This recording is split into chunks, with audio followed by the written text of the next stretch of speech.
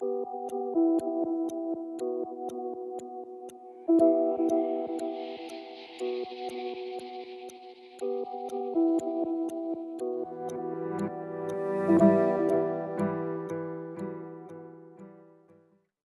around team fights, might as well lock in the Fire Mist right now. Yeah, I was thinking of the Fire Mist as well, because you are not really... I wouldn't say you're not threatened. The Benedetta, the AoE damage can still be quite a headache to deal with. But it is something to allow you to play a team fight. And of course, you take away... Well, I want to say you take away, but you pick up the Paquito so you can match the Benedetta. It's one of Year 3's comfort heroes as well, so Niners still doing a good job of matching up to the King Empire draft. Now it's going to be the final phase here. We'll see whether or not King Empire does go for something like a Diggy support here. Considering they do have a pretty bulky front line now with the Baxia, it would give them some early game pressure. Trying to think of what else there is in the pool. They're looking for the gold laner. It's going to be Brody and the Grok. Oh. So the Valentina ban is to deny the wild charge steal, I assume? Yeah, I think most likely. It does give them a bit more flexibility, right? In this Grok, we also, I think, earlier today we did see Grace play the Grok as well. And if that's taught us anything, it can be a big tempo breaker, considering so far the Niners draft, or at least their damage dealers, they are forced to be up close and personal. Yeah. I think right now it's just really awkward for whatever mid lane pick the Niners actually want to go for, right? The Lilia, it's like, yes, I'm only going to be hitting Boxian as well as Grok, I suppose. You go for Gore, that makes a little bit more sense, but then you're very vulnerable to getting hit by Novarian as well as Benedetta. They go for the Lilia. It's just safe, it's reliable, and especially if you are able to, you know, get a couple of lockdowns from Minotaur as well as the Fredrin, you might be able to sneak away and peel away a kill. Yeah, I mean, again, you're dealing with a Grok, right? So that's naturally a favorable matchup. I know it doesn't feel as good as you would normally want it to be, but having the Lilia guarantees as the game progresses, you become more and more effective. Yep. Compared to the previous game, though, this definitely seems like a much more even lineup. With King Empire now having a chance to apply pressure in the early game, we can expect some invades with the Baxia and the Grok combination that the Niners will need to be able to deal with. Without the Matilda, how will the performance of this team fare? I get the feeling this is a much more realistic indication of both these lineups. Let's jump back into the land of Dawn for game number 2 between JP Niners and King Empire Esports. I mean, fans are already excited getting into this game as we head into the land of Dawn here. But I think more concerningly so, how are these team fights actually going to progress? This level 4 is going to be pretty devastating for either side who loses. Explosive. So many ways for these two teams to either initiate or respond. You just hear the Niners flaring up. The crowd already very excited to witness what is going to be happening in this game here. The Atrians move going to be trading blows here. Benedetta, Paquito, very classic matchup. Sasa already forced a flicker here as we do see an attempted cheese by Barbosa once again in the gold lane. I do like that movement though. As Brody into the carry, you want to push the carry back as soon as possible, and Barbosa just taking advantage of that movement. Also getting a little wanderer for themselves. We can see that King Empire, they're going to be choosing not to invade, even though usually that is what you want to do when you have a Baxia jungle, purely because this Lilia pick does deny it quite heavily. You really do not want to be running into this hero in the first few levels here when you don't have enough magic defense to tank it. Oh, that's also assuming that Gloom is in a good spot and it is stacked up to full. That's when it's really starting to shred you down. But let's see, because so far, it feels like the Niners are playing completely differently from before. It's not about oppressing the EXP, it's more so to try and get their own gold lane ahead. Because Zobs, he could have gone for Master Assassin if he wanted to, but against the Brody, it can get a little bit difficult if he takes like an awful trade, right? And then the lane is basically out of his control. Now we are at the 2-minute mark, which means the first turtle has spawned. Level 4 is what the teams are looking for. Moonji gonna be spotted out in the bush here. We've got 3 members of King Empire. Smooth? Just what? Huh? He just used Petrify on nothing. Yeah, he whiffed. He whiffed that Petrify. Oh, that is gonna sting a little bit. They did bring Year 3 down pretty low.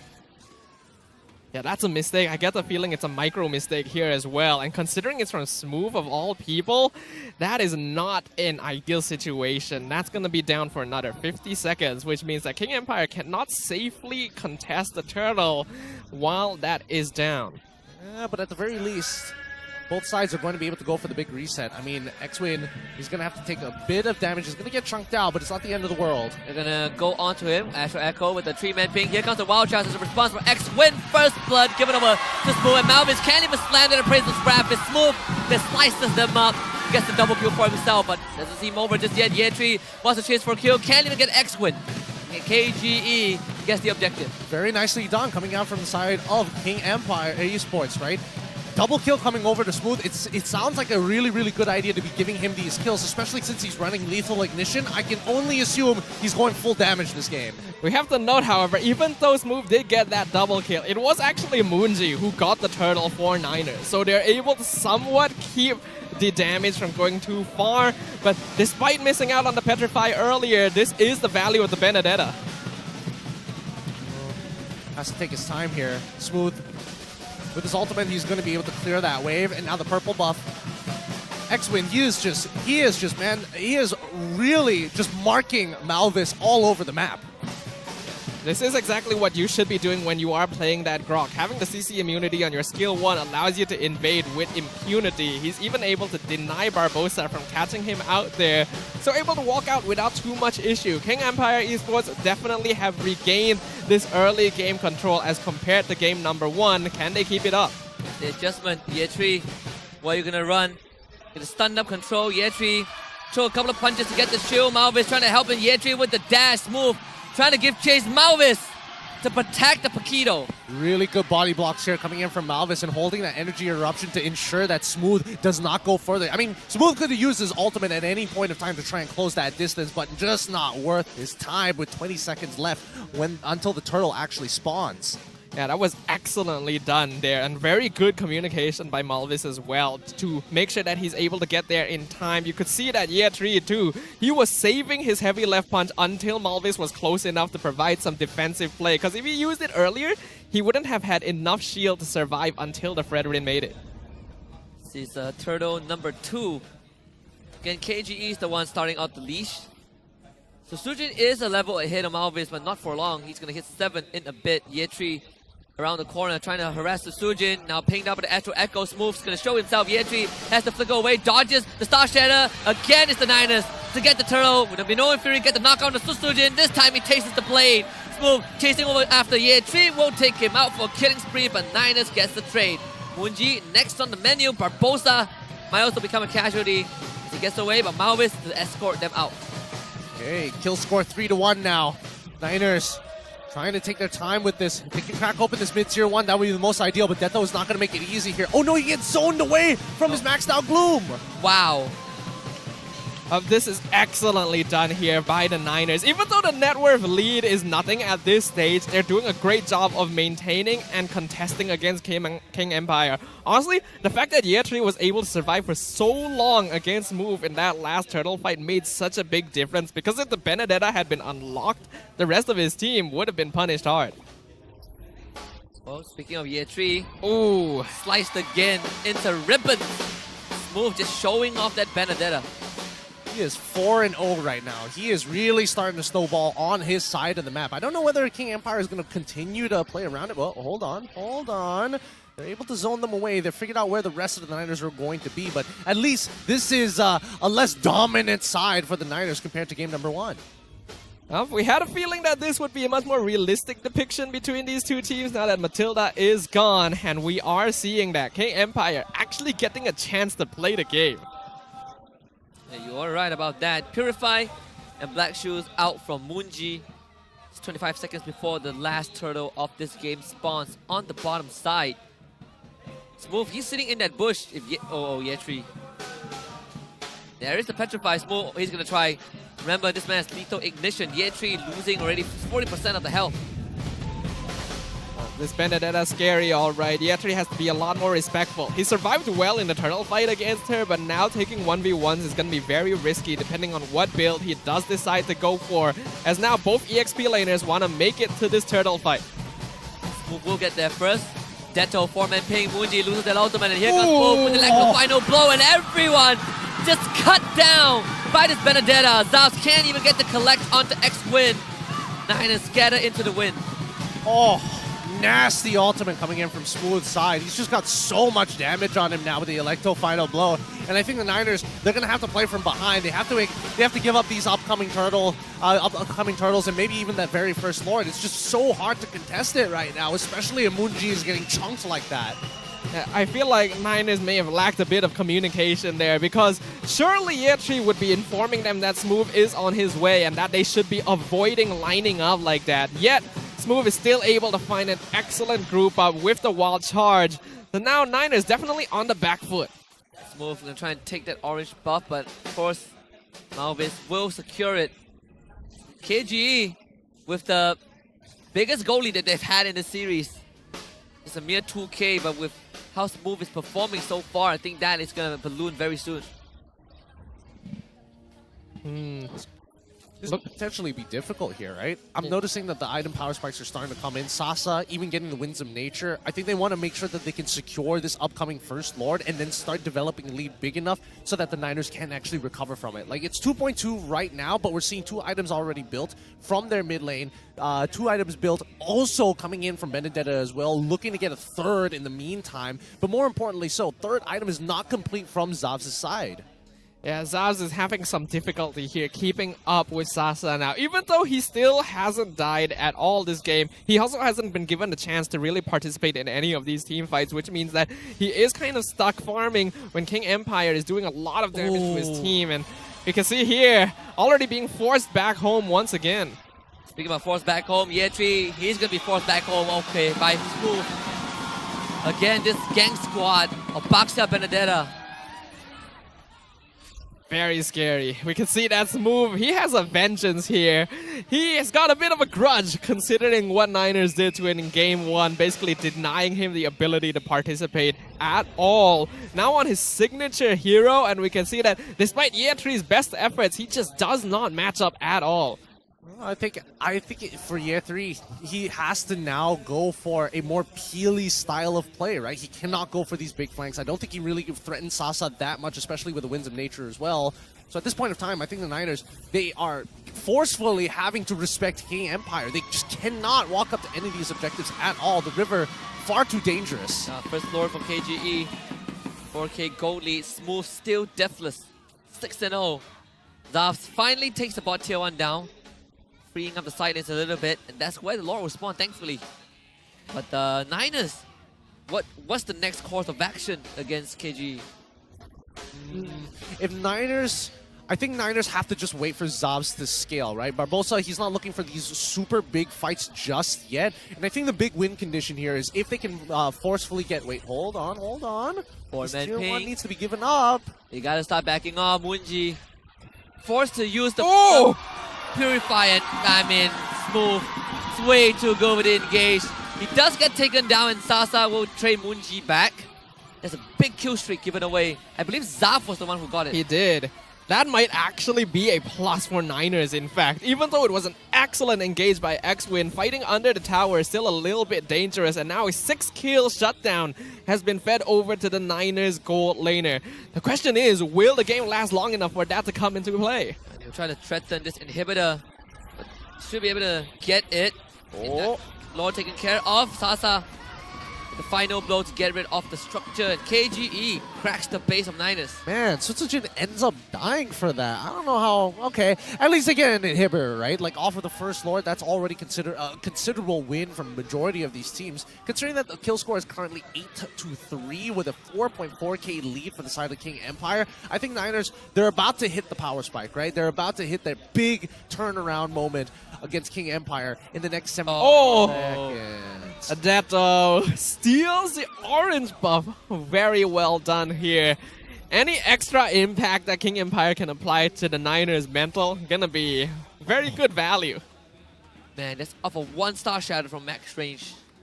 Yeah, Moonji is continuing to fall behind, right? He's a full item behind Detto as well, and Detto has been doing a really good job providing information for the team, and more importantly, just hitting the backline with the Star Shatters. Things are looking tough here, but Niners are not completely out of the situation. King Empire Esports, they just basically need to continue doing what they are doing. They should try to avoid diving too deep. The kills on Sutsujin and Smooth did not need to happen, but their goal lead is still notable enough that it's not going to make too much of a dent on their gameplay. Wow, look at the damage Moonji took just like that. Ouch. Sasa, it really is a hurting player of Heptaseas, Winds of Nature, DHS, the Malefic Raw. Ooh, This going is for a critical DHS. match for KGE. Now, the Demon Hunter sword build means that Sasa is feeling very comfortable right now. It will allow him to get some healing and even make it easier for him to whittle down tankier heroes like Malvis and Barbosa in this situation. Niners, I'm not too sure if they're going to be able to bring this back here, because even if Zavs is able to get farmed up, there are so many targets on King Empire he has to avoid. Yeah, we see the flicker wall charge onto Malvis. That is the target that needs to go down. What a wall from X-Wing Malvis. Completely trimmed and Smooth! Again at the tip of the blade to cut down Malvis. And Yetri, he wants revenge for Smooth. And Eye for an Eye to get away. And Moonji falls off screen. KGE looking reinvigorated in this game too. Man, that was actually disgusting. X-Win is really nasty with these rock walls so far. Hasn't missed a single beat at all, and King Empire will get their revenge here. With this upcoming Lord, I think Niners, they're in a lot of trouble, right? These team fights are not as clean as they need to be. Barbosa especially, right? He gets chunked out before he even gets into these fights, and by the time he does with the Minoa and Fury, a majority of their team members are too low to actually capitalize, like Moonji for an example. Yeah, when you have the Minotaur, you typically want to use it in a way that counter-engages, especially when you are behind. But when you have to deal with Smooth here, 7-1 and 2 on the Benedetta, it becomes a massive issue. There is a reason why this hero was banned in the previous game. But King Empire Esports showing it off once again. This is the hero that earned Smooth his namesake a couple seasons ago. Yep, and how long can they actually hold on here? They're synchronizing the waves really, really nicely. Clean stuff from King Empire. This could be the last defense for Niners. The wave pushes in. Here comes the 4-man ping for Detto. Malvis forced back. He's taking body shots from this Novara. Barbosa stepping a bit too far forward and is getting punished for that. Both side lane inhibitors have fallen. KGE, they only need to worry about the mid one. That wave is going to be pushing it very slowly and intentionally synced up with the side lanes as well. We've got a second wave coming in once again. King Empire wants this last inhibitor. Susujin onto Malvis. He's taking damage himself. Smooth this time misses the mark. And it's going to be Susujin that goes down, but Smooth gets an assassination again with the help of Sasa to take down Yetri. But Niners successfully defends the mid inhibitor. All right, worthwhile. The high ground defense with the help of Moon, definitely going to be extremely useful here, and King Empire have not been able to crack them open, right? And because of this, the Niners now have an opportunity to actually even the score up against King Empire, with the rest of the team actually catching up. Like 6K gold lead for the favor of King Empire, sure, that sounds great. But once the Niners, and especially once Moonji has enough items, especially when it comes down to cooldowns, to be able to spam the Black Spheres, Shadow Balls here against King Empire, it makes it difficult for people like Smooth, for people like X-Win to really take the space. Yeah, absolutely. But King Empire Esports has been doing a very good job of just out-macroing Niners in this game. They have full map control. They obviously have much better mobility as well. So it's going to make it very difficult for Niners to actually push out and try to regain some vision over the map, even though they would be able to reach these power spikes that you mentioned. But it's not an impossible situation here, which is why it's important that King Empire Esports as well is very wary of the situation. Detto gonna be very annoying at this stage of the game. That one-star Shadow took away half of Moon's HP. Well, the third Lord is gonna be spawning on the bottom side, and I mean, Niners, they're trapped in, just like game 1 against KGE, right? Being trapped almost inside their own base. And Detto, he's just going to be hailing Meteor after Meteor after Meteor against Malvis here. And he doesn't mind, right? Malvis needs to get position. He needs to be punished for every bit of space that he does eventually start taking. Yeah, Lord down a half already. Niners not really at the scene just yet.